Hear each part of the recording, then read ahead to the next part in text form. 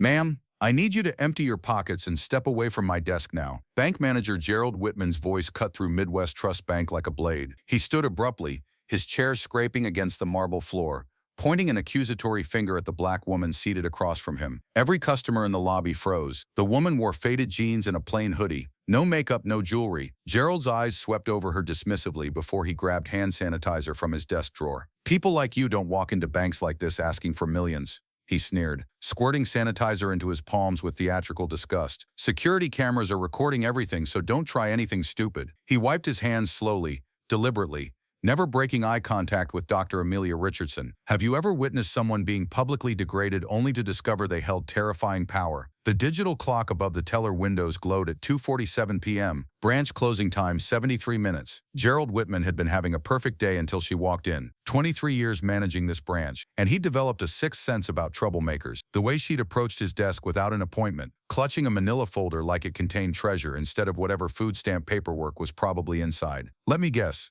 Gerald continued, his voice carrying to the dozen customers scattered throughout the lobby. "You're here about that business loan application you submitted online. Truck $3 million. He chuckled, shaking his head. "Do you have any idea what kind of collateral that requires?" Dr. Amelia Richardson's phone buzzed against the desk. The caller ID flashed briefly. U.S. Treasury Depth Director Chen. She declined the call without glancing down, her attention focused entirely on Gerald's performance. "Sir, perhaps we could discuss this privately," she said quietly. "Oh, I think transparency is important in banking," Gerald replied loud enough for the elderly white woman at the next desk to hear clearly. Mrs. Patterson, a longtime customer, looked visibly uncomfortable, but remained silent. Near the corner ATM, 17-year-old Zoe Chen held her phone steady, live streaming to her 200 followers. The viewer count climbed steadily. 347, 521, 698.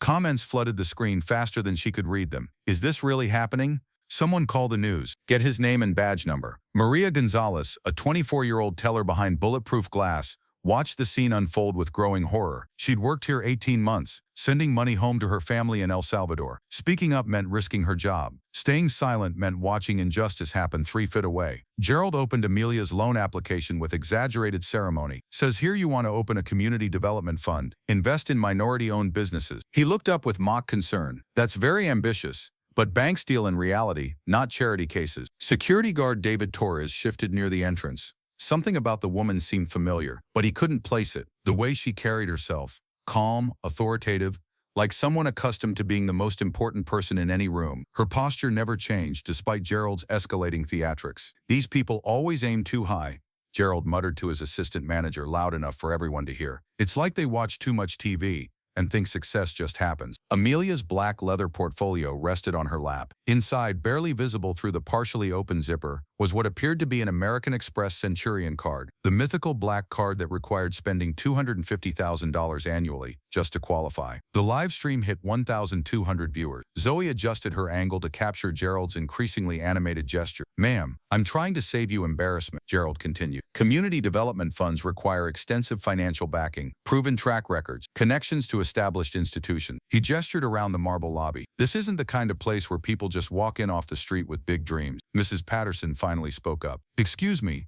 but is this really necessary?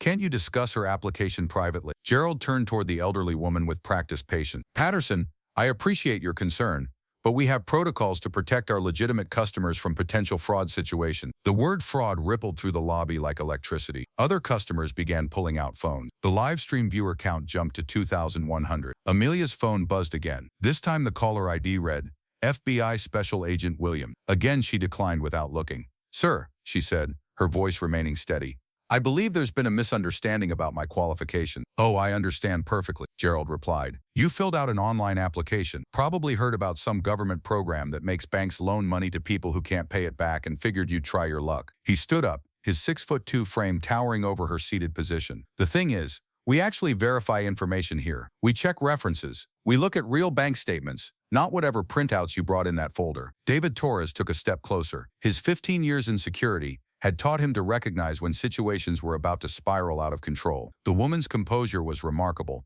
almost supernatural. Most people would be shouting by now, or crying or storming out. She sat like someone waiting for a delayed flight, mildly inconvenienced, but not particularly concerned. "I think," Gerald announced to the entire lobby, "we need to involve the authorities." We've had several incidents lately with people attempting to use false documents for large loan applications. The live stream exploded with comments. Viewer count 3,847. Call the police on him. This is 2024, not 1924. Someone doxed this racist. Zoe whispered into her phone. Y'all, this is getting crazy. The manager is literally calling the cops on this woman for applying for a business loan. Maria Gonzalez watched Amelia's reaction through the bulletproof glass. Still no emotion, no anger, no fear, just patience. Like someone who knew something nobody else did. Gerald reached for his desk phone. I'm calling 911. We have protocols for suspicious activity. Sir, Amelia said quietly.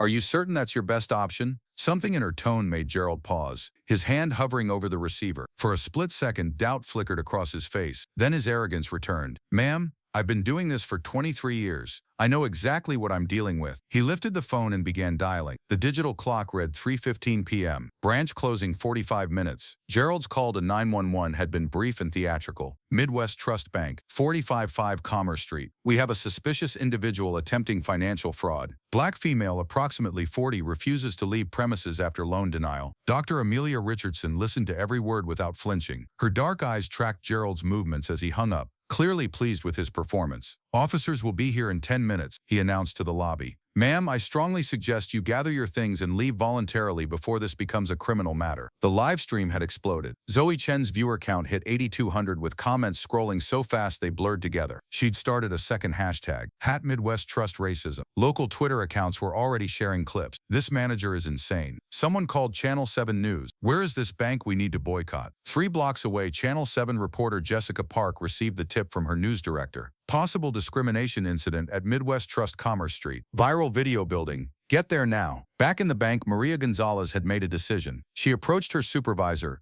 assistant manager Kevin Walsh, who'd been watching the scene from behind the teller counter. Kevin, this isn't right, she whispered. The woman hasn't done anything wrong. She just applied for a loan. Kevin, a nervous 28-year-old who'd been promoted beyond his competence, shook his head rapidly. Maria, Gerald knows what he's doing. We don't interfere with management decisions. But what if a corporation finds out?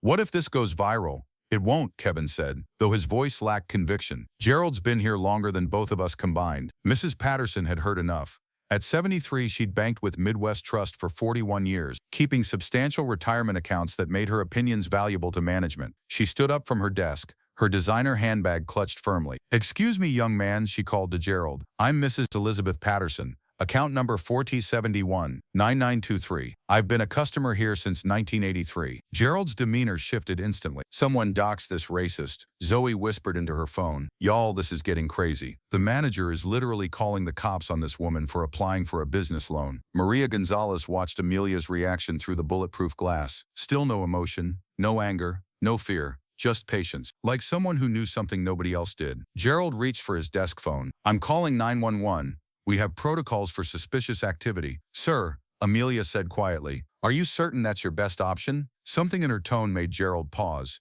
his hand hovering over the receiver. For a split second, doubt flickered across his face. Then his arrogance returned.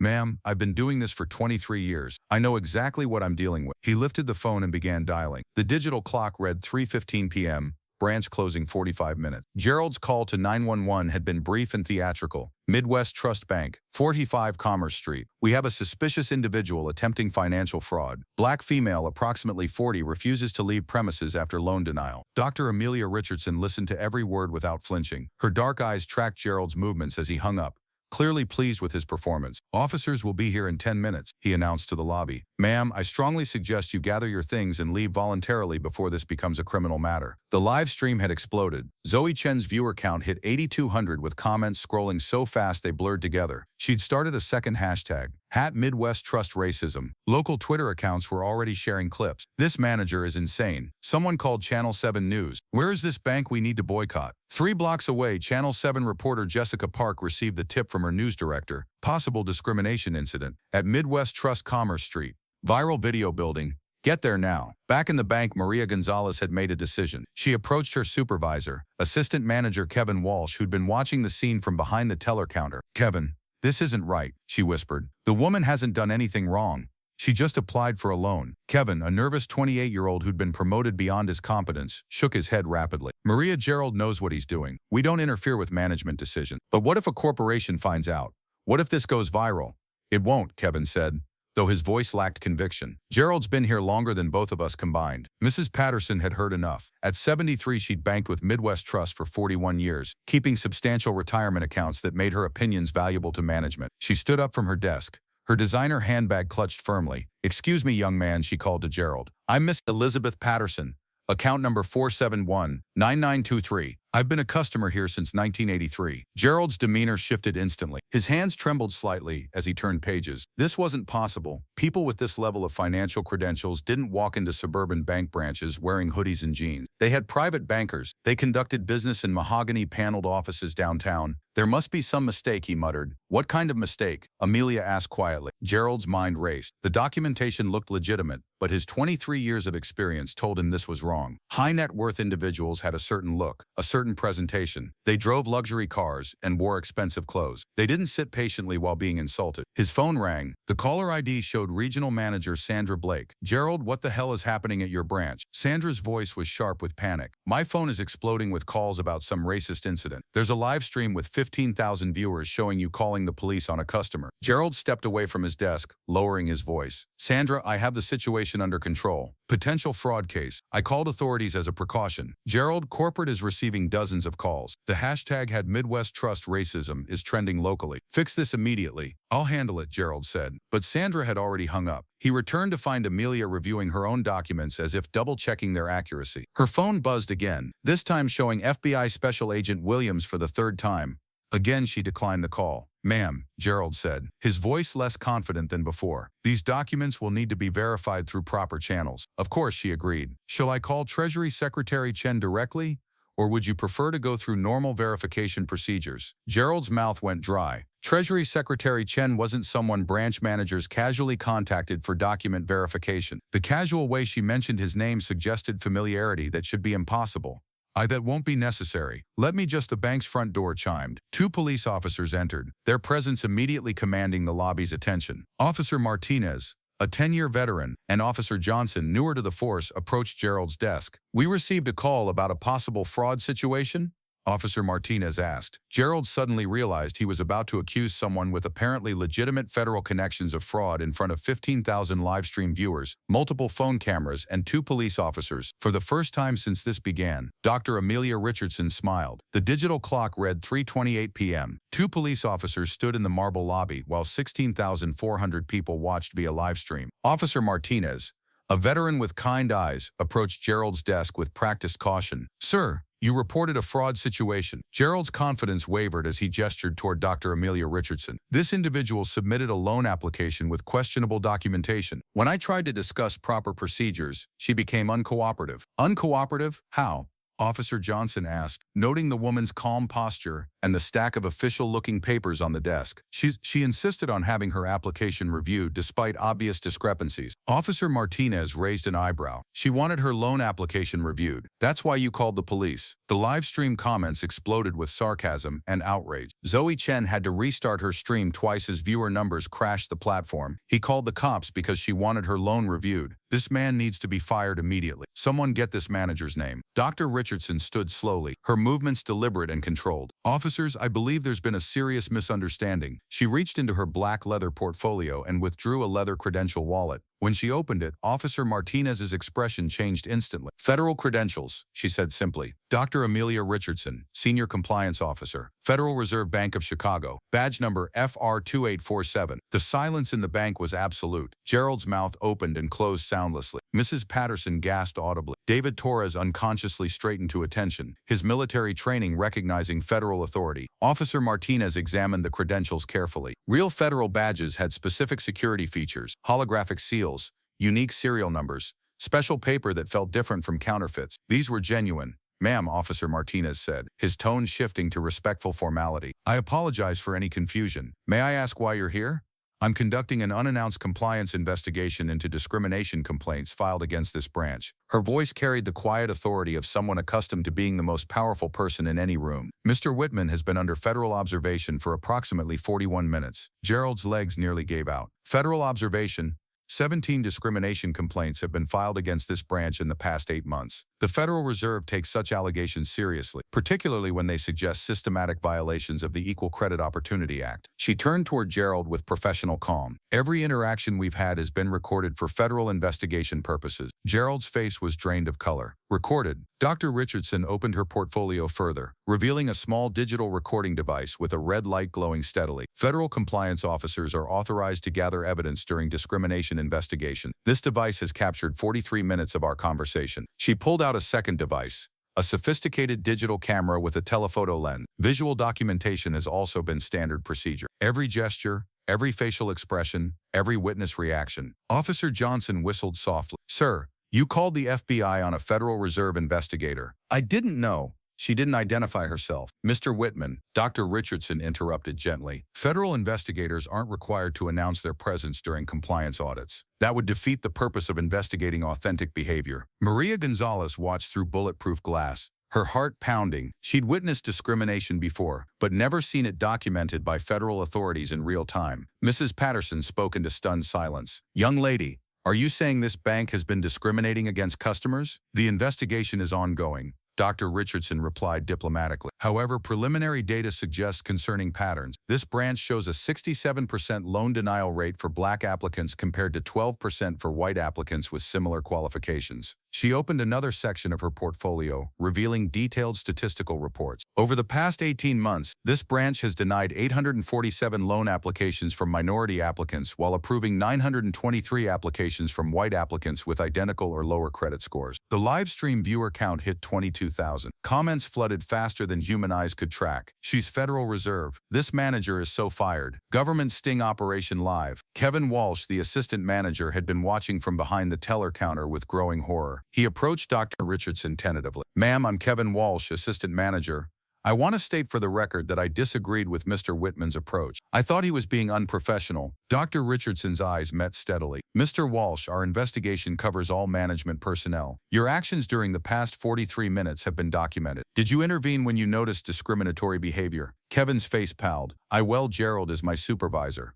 "I see. So you witnessed potential civil rights violations, but chose not to act due to workplace hierarchy." The question hung in the air like a blade. Kevin realized he might be as complicit as Gerald. Gerald's phone rang. The caller ID showed his worst nightmare. "Bank President Robert Chen." "Take it," Dr. Richardson suggested. "He's probably watching the live stream." Gerald's hands shook as he answered. "Mr. Chen, I can explain." "Gerald, what have you done?" President Chen's voice was loud enough for everyone to hear. "Do you have any idea who you're dealing with?" "Sir." She didn't identify herself as Dr. Richardson could have shut down this entire branch with a single phone call. "She has direct authority from the Federal Reserve Board. You just performed exactly the kind of discrimination she was sent to investigate." The phone went silent for several seconds. "How many people are watching this disaster?" Gerald looked at Zoe's phone screen. 22,000, sir. 22,000. "Gerald, you've created a national banking scandal. Put Dr. Richardson on immediately." Gerald extended the phone with a trembling hand. Dr. Richardson accepted it with professional courtesy. "President Chen, this is Dr. Richardson." "Dr. Richardson, I am mortally embarrassed. Please accept my deepest apologies for this employee's conduct. How can we remedy this situation? We'll discuss remediation after I complete my investigation. However, I should mention that this interaction has been witnessed by approximately 22,000 people via live stream, with clips being shared across multiple social media platforms." More silence from the phone. "Are we looking at federal penalties?" The Equal Credit Opportunity Act carries fines ranging from $50,000 to $300,000 per documented violation. Today's interaction alone constitutes multiple violations. The broader investigation suggests systematic issues that could result in criminal referrals. Dr. Richardson pulled out her phone and showed the screen to Officer Martinez. "I should also mention that I've been in contact with the FBI Financial Crimes Division throughout this investigation." Officer Martinez stepped forward. Dr. Richardson "Richardson, do you require any assistance with your federal investigation?" "Thank you, Officer Martinez. Actually, yes." She turned toward Gerald with devastating calm. "Mr. Whitman called the FBI claiming I was committing fraud. Perhaps you could contact Agent Williams and let him know the situation has been resolved." "Agent Williams?" Officer Johnson asked. Special Agent Marcus Williams, Financial Crimes Division. He's been expecting my call. She showed them her phone, revealing missed calls from FBI Special Agent Williams over the past hour. Officer Martinez understood immediately. You've been in contact with federal investigators this entire time. Agent Williams has been tracking this compliance investigation. When Mr. Whitman called 911, federal protocols required Agent Williams to respond. He's currently 3 minutes away. Gerald sank into his chair as the full scope of his mistake became clear. He'd called the FBI to arrest a federal investigator who was already working with the FBI on a discrimination case against his bank. David Torres approached Dr. Richardson's desk. Ma'am, I need to apologize. I recognized something familiar about you but couldn't place it. I should have realized you were law enforcement. Mr. Torres, your military background is noted in our file. Former Army MP, correct? Yes, ma'am. 12 years. Your restraint during this situation has been professional. Unlike some others present, you didn't participate in discriminatory behavior. The distinction wasn't lost on Gerald or Kevin. Dr. Richardson addressed the entire lobby. Ladies and gentlemen, I want to clarify the scope of what you've witnessed. This wasn't simply rude customer service. Under federal banking law, what occurred here constitutes multiple violations of civil rights legislation. She enumerated on her fingers. Discriminatory lending practices, violation of Equal Credit Opportunity Act, potential criminal civil rights violations under Title VIII of the Civil Rights Act, filing false police reports about federal investigators. The front door chimed again. A tall black man in a dark suit entered, moving with the confident stride of federal law enforcement. His eyes swept the lobby, taking in the phone's recording, the police officers, and the crowd of customers. Special Agent Marcus Williams approached Dr. Richardson's position. When he reached her, he straightened and gave a crisp salute. Dr. Richardson, ma'am.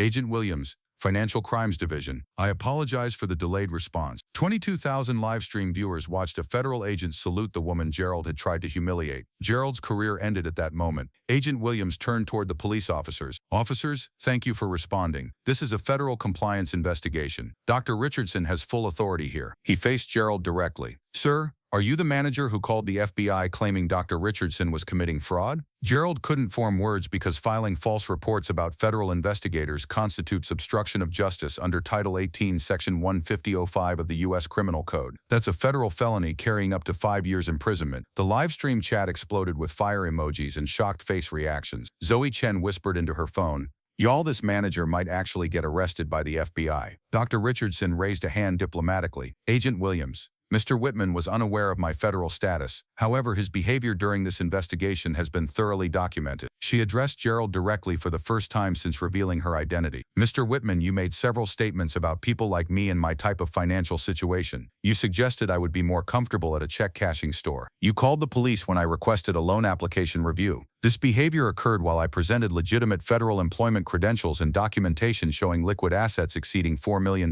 Gerald's mouth moved soundlessly. Your actions today have been witnessed by thousands of people and documented with federal-grade recording equipment. This evidence will be submitted to the Federal Reserve Board, the Department of Justice Civil Rights Division, and the Office of the Comptroller of the Currency. Mrs. Patterson spoke into stunned silence. Dr. Richardson, what happens to customers who were discriminated against previously? Excellent question. The Federal Reserve will require this bank to review every loan denial from the past 24 months. Customers who were improperly denied will receive priority reconsideration and potential compensation for damages. Agent Williams consulted his phone. Dr. Richardson, I should mention that this live stream has been shared by Congressman Davis and Senator Washington. They're requesting immediate congressional briefings on banking discrimination. The scope of Gerald's disaster expanded beyond his comprehension. Congressional attention meant national media coverage, federal hearings, and regulatory scrutiny that could affect the bank's federal charter. President Chen's voice crackled through Gerald's phone, which was still lying on the desk. Dr. Richardson, I'm en route via helicopter. ETA 7 minutes. Please don't make any final determinations until I arrive. She picked up the phone. President Chen, emergency interventions won't change the documented evidence. However, I'm willing to discuss compliance remediation options. Thank you. Gerald, you're suspended immediately. Security will escort you from the building. Gerald finally found his voice. Sir, I was protecting the bank's interests. You just cost this bank millions in regulatory fines and created a national scandal. You're terminated with cause, effective immediately. Kevin, you're suspended pending investigation. Maria Gonzalez is promoted to interim branch manager. The line went dead. 22,000 people had watched a bank manager's career implode in real time because he couldn't see beyond the color of a customer's skin. The helicopter's rotors thundered overhead at 3:52 p.m. Through the floor-to-ceiling windows, customers watched a sleek corporate aircraft descend onto the bank's parking lot, scattering autumn leaves and drawing stares from gathering news crews. Bank President Robert Chen emerged in a $3,000 suit flanked by two corporate attorneys and Chief Legal Counsel Sarah Kim. His normally composed demeanor showed cracks of panic as he strode toward the entrance, phone pressed to his ear. Stock prices down 11% in the last hour, he was saying. How many news outlets have picked this up? The live stream had reached 34,000 viewers. Midwest Trust racism was trending nationally. Local news trucks lined Commerce Street like a parade of accountability. Dr. Amelia Richardson remained seated at Gerald's former desk, reviewing her documentation with Agent Williams. Her federal recording device continued capturing every sound, every conversation, every corporate damage control attempt about to unfold. President Chen burst through the bank's front doors with the urgency of a man watching his empire crumble in real time. His eyes immediately found Dr. Richardson, and his stride faltered. She looked exactly like what she was, a senior federal official who just documented systematic discrimination at his flagship branch. Dr. Richardson, he said, approaching with the careful respect reserved for people who could destroy careers with a phone call. I'm Robert Chen, bank president. I cannot express how deeply sorry I am about this incident. She stood with professional courtesy. President Chen, I believe we need to discuss your institution's compliance with federal banking regulation. Absolutely. Should we move to a private conference room? No. This investigation began in public view. Resolution discussions will continue the same way. Chen's corporate attorneys exchanged worried glances. Public negotiations meant no ability to control messaging or limit legal exposure. Agent Williams stepped forward. President Chen, I'm Special Agent Williams, FBI Financial Crimes Division. We need to discuss potential criminal violations stemming from today's events. Criminal violations. Dr. Richardson opened her portfolio and withdrew a thick federal compliance manual. Mr. Chen, your employee Gerald Whitman violated multiple sections of the Equal Credit Opportunity Act while under federal observation. Let me be specific. She turned to a marked page, Section 1002. 4 prohibits discriminatory treatment based on race. Mr. Whitman explicitly stated that people like me should use check cashing stores instead of banks. Chen winced visibly. Section 1002. 9 requires equal treatment in loan application processing. Mr. Whitman refused to review my complete application based on my appearance. The live stream audience watched a federal compliance officer systematically dismantle a bank president's day. Section 1002. 14 prohibits discouraging application. Mr. Whitman actively discouraged my loan application and suggested I was attempting fraud. Chen's lead attorney David Park stepped forward. Dr. Richardson, perhaps we could discuss settlement parameters. Mr. Park, this isn't a civil matter requiring settlement. These are federal regulatory violations requiring remediation and potential criminal referrals. She pulled out a second document. Your bank's lending data shows systematic discrimination pattern. Over 18 months, this branch denied loans to 67% of black applicants versus 12% of white applicants with identical credit profiles. Those numbers, Chen started, are from your own internal reports submitted quarterly to the Federal Reserve. The pattern is mathematically impossible without intentional discrimination. Agent Williams consulted his tablet. President Chen, these statistics suggest systematic civil rights violations under Title VIII that carries criminal penalties, including imprisonment for bank officers who facilitate discriminatory practices. The corporate legal team huddled briefly. Sarah Kim emerged as their spokesperson. Dr. Richardson, what remediation does the Federal Reserve require? Excellent question. Dr. Richardson pulled out a prepared list. Option 1, immediate federal intervention. We freeze your assets, launch criminal investigations, and refer this matter to the Department of Justice Civil Rights Division. Chen's face went white. Option 2, comprehensive compliance restructuring under federal oversight. This includes specific requirements. She enumerated systematically. First, immediate termination of all personnel involved in discriminatory practices. Mr. Whitman and Assistant Manager Walsh are permanently banned from banking industry employment. Kevin Walsh, who'd been watching from the teller area, slumped against the counter. Second, establishment of a $5 million community development fund, specifically for minority business loans, administered by independent oversight. Chen's attorneys scribbled notes frantically. Third, mandatory bias training for all employees conducted by federal contractors with quarterly testing requirements. Failure results in immediate termination. Mrs. Patterson, still recording with her phone, nodded approvingly. Fourth, installation of real-time discrimination monitoring software that flags potential bias incidents and reports directly to federal regulators. Fifth, quarterly community audits conducted by independent civil rights organizations with results published publicly. The scope of federal oversight was staggering. Chen realized his bank would operate under microscopic scrutiny for years. Sixth, immediate review of every loan denial from the past 24 months. Customers who were improperly denied received priority reconsideration and compensation for damage. Agent Williams added, President Chen, These requirements are non-negotiable. Dr. Richardson has documented evidence of systematic discrimination. The alternative is criminal prosecution and potential loss of your federal banking charter. Chen understood the mathematics of survival. Fighting federal regulators meant certain destruction. Compliance meant expensive humiliation, but continued existence. Dr. Richardson, we accept your remediation requirements. Excellent. However, implementation begins immediately. She turned toward Maria Gonzalez, who was still standing behind the teller counter. Miss Gonzalez, please step forward. Maria approached nervously. Miss Gonzalez, you're promoted to branch manager, effective immediately. Your first responsibility is implementing federal compliance requirements. The 24-year-old teller who'd been afraid to speak up an hour ago was suddenly running the branch where she'd been marginalized. Your second responsibility is hiring a diverse management team that reflects this community's demographics. Dr. Richardson addressed the entire lobby. Ladies and gentlemen, you've witnessed systematic discrimination being challenged and defeated through legal channels. This is how institutional change happens, through documentation, evidence, and federal enforcement. Zoe Chen, whose live stream had started this avalanche, raised her hand. Dr. Richardson, will other banks face similar investigations? Ms. Chen, your documentation today has been invaluable. The Federal Reserve is launching comprehensive audits of banking discrimination nationwide. Institutions with similar complaint patterns will receive unannounced compliance visits. The implication was clear.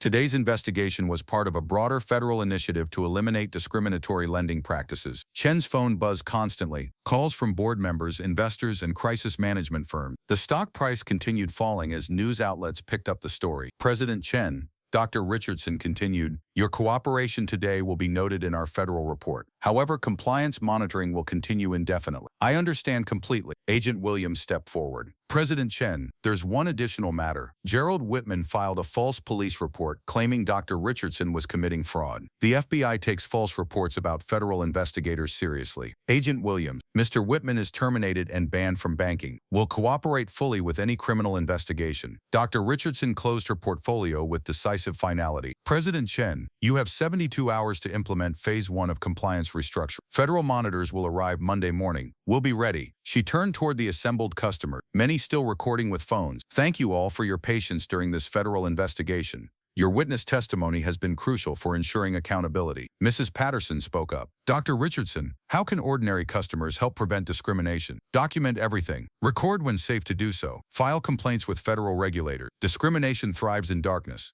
but withers under public scrutiny. Agent Williams gathered his equipment. Dr. Richardson, shall I file the federal report? Submit it within the hour. Include all video evidence, audio recordings, and witness statement. She looked around the marble lobby one final time, at Maria Gonzalez, who was already reviewing management procedure, at David Torres, who stood prouder knowing he'd witnessed justice, at the customers who'd learned their voices mattered, at the empty desk where Gerald Whitman's career had ended. Ladies and gentlemen, systematic change requires both individual courage and institutional accountability. Today you provided the courage. Federal oversight will ensure the accountability. The helicopter rotors started spinning again outside. President Chen would return to corporate headquarters facing the most expensive compliance restructuring in banking history. But Dr. Amelia Richardson's work was complete. She documented discrimination, forced institutional change, and demonstrated that quiet competence ultimately defeats loud prejudice. Gerald Whitman's humiliation of a black woman in a hoodie had cost his bank millions of dollars and transformed an entire community's relationship with institutional power. 6 weeks later,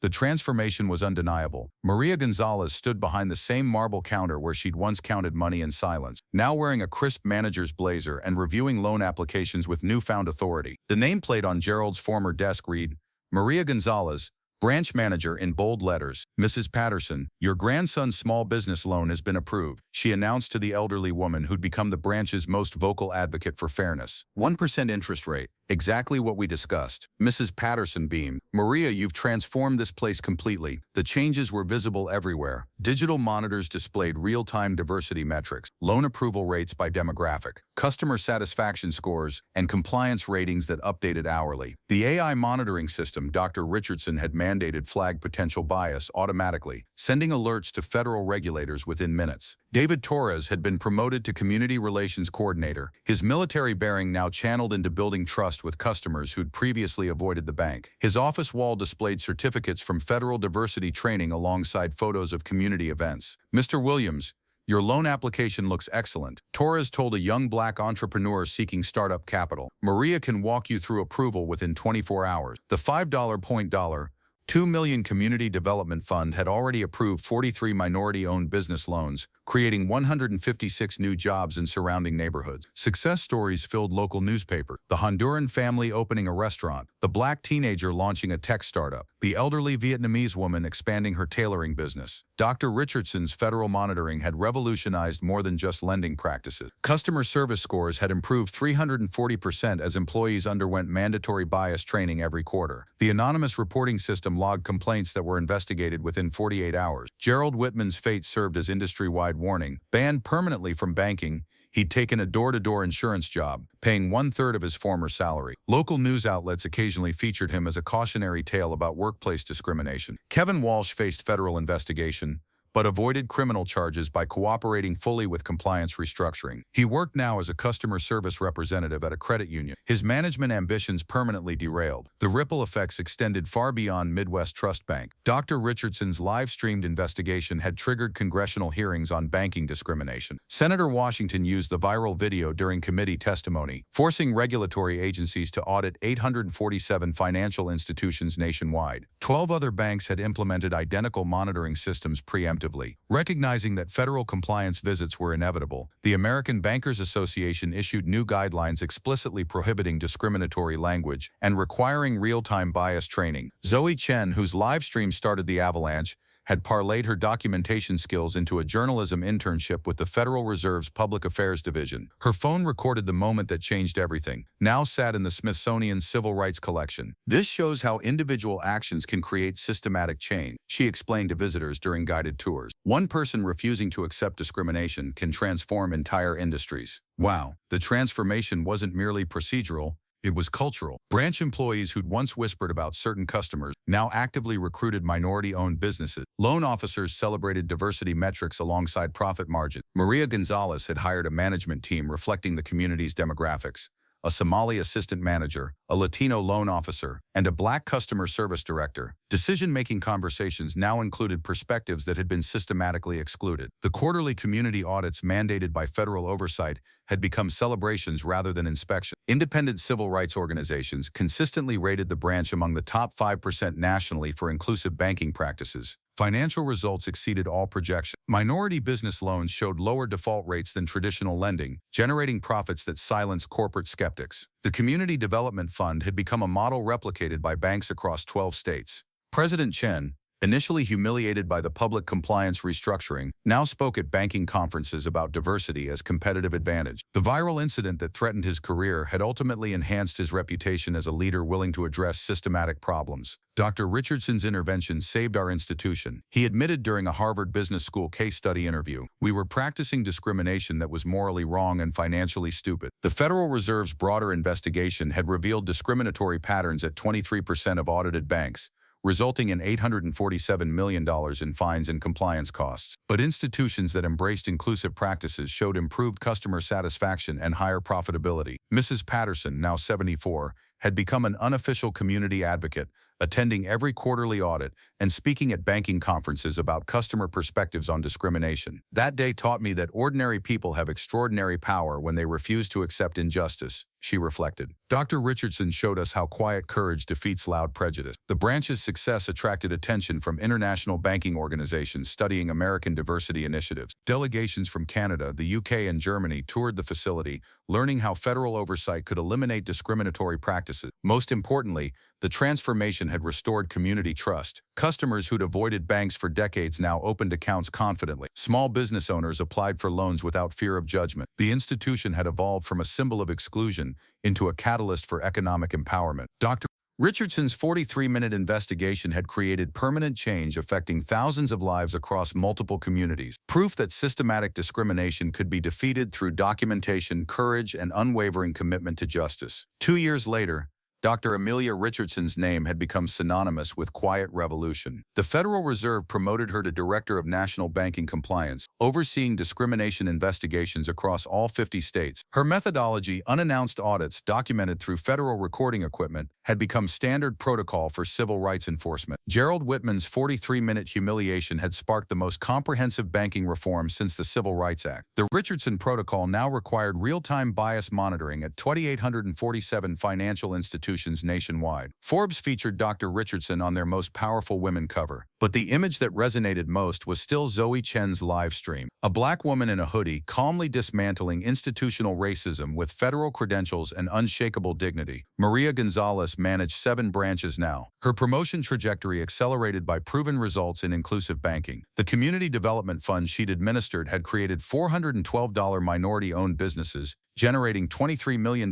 in local economic activity. These are the real-life stories that matter. Black stories of quiet power overcoming loud prejudice. Touching stories that prove individual courage can defeat systematic oppression. The viral video continued generating impact. Congressional testimony referenced Dr. Richardson's investigation during banking regulation hearings. Law schools used the incident as a case study in civil rights enforcement. MBA programs analyzed the financial benefits of inclusive lending practice. But the most powerful legacy lived in transformed communities. Families who'd been denied mortgages unfairly received priority reconsideration. Small business owners secured startup capital that had been systematically withheld. Economic opportunity flowed where discrimination had once created artificial barriers. Mrs. Patterson, now 76, served on the Federal Reserve's Community Advisory Board, ensuring that customer perspectives shaped banking policy at the highest level. Her voice carried the authority of someone who'd witnessed injustice challenged and defeated. Dr. Richardson showed us that documentation defeats discrimination. She testified before Congress. When good people record bad behavior, systematic change becomes inevitable. The broader implications extended beyond banking. Dr. Richardson's approach, methodical documentation, federal authority, public accountability, had been adopted by civil rights investigators in housing, employment, and education. Life stories like these remind us that ordinary moments can generate extraordinary change. One woman's refusal to accept humiliation had restructured an entire industry's relationship with racial equity. Today, discrimination complaints in banking have decreased 67% nationally. Minority business lending has increased 89%. The economic empowerment Dr. Richardson documented in that marble lobby has spread across thousands of communities. These touching stories prove that justice isn't abstract.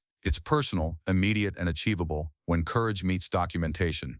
Have you witnessed discrimination in banking, retail, or public spaces? Share your story in the comments below. Record evidence when safe to do so. Your voice matters. Your documentation could be the catalyst for someone else's justice. Real-life stories of courage inspire others to act. Black voices speak truth to power through evidence, persistence, and unwavering dignity. Subscribe to Black Voices Speak for more stories of quiet power overcoming institutional prejudice. Like this video. If you believe individual courage can create systematic change, share with others who need to know their voice matters. Your story could be next. Your courage could transform.